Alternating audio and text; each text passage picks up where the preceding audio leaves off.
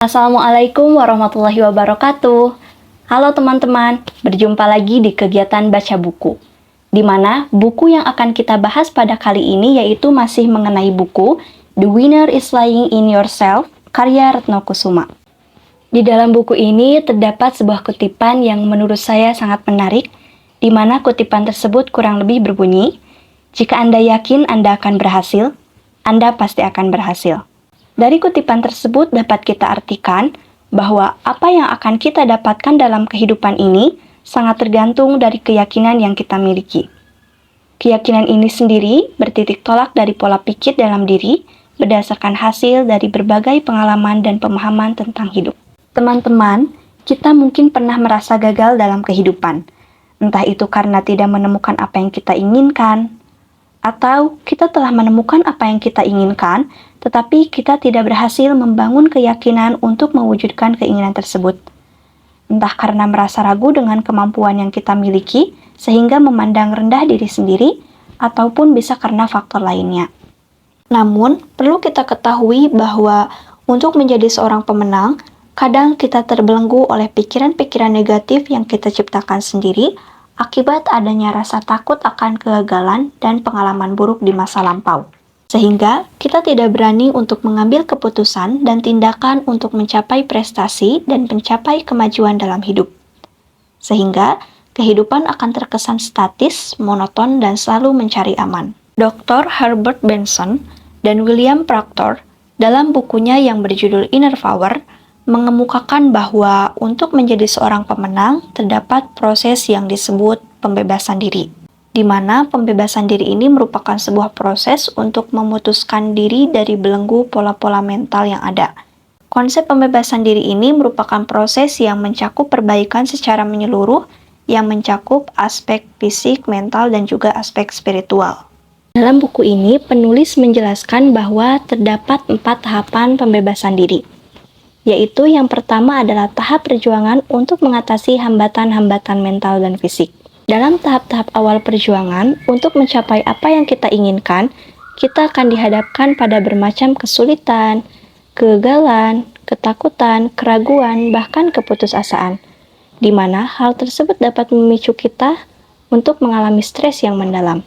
Maka ketika hal itu terjadi, hal yang harus kita lakukan adalah membangun kembali motivasi dan bergerak mengatasi hambatan-hambatan yang mengganggu mental dan fisik kita.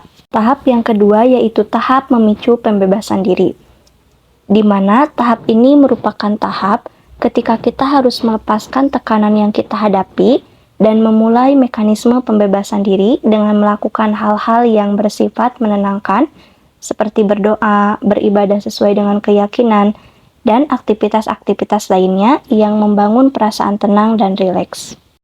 Tahap yang ketiga yaitu peristiwa pembebasan diri yang disertai dengan pengalaman puncak. Terjadinya proses pembebasan diri itu berarti kita telah berhasil keluar dari kondisi mental yang buruk. Dengan adanya mekanisme pembebasan diri juga akan menghasilkan gagasan-gagasan baru.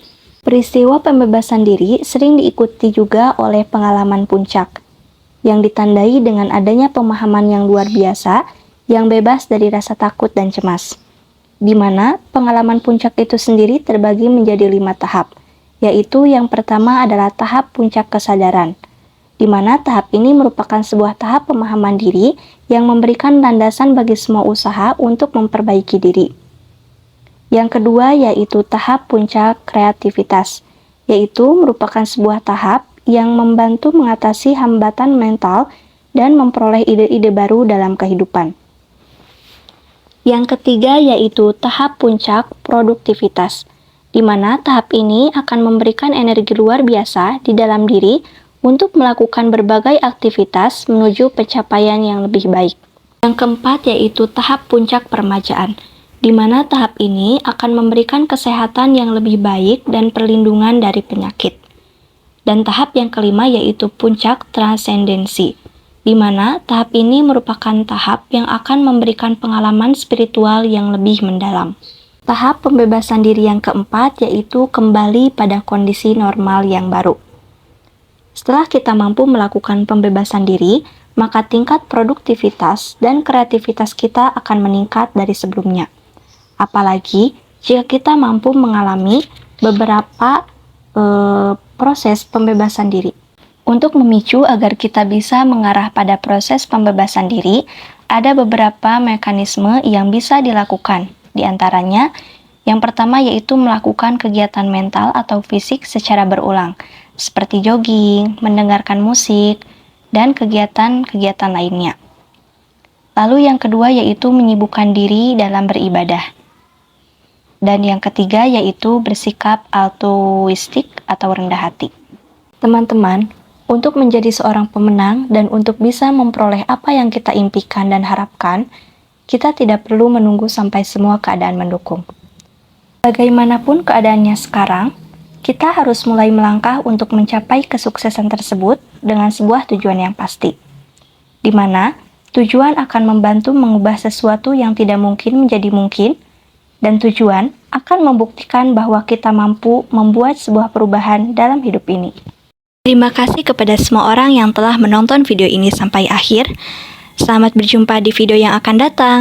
Wassalamualaikum warahmatullahi wabarakatuh.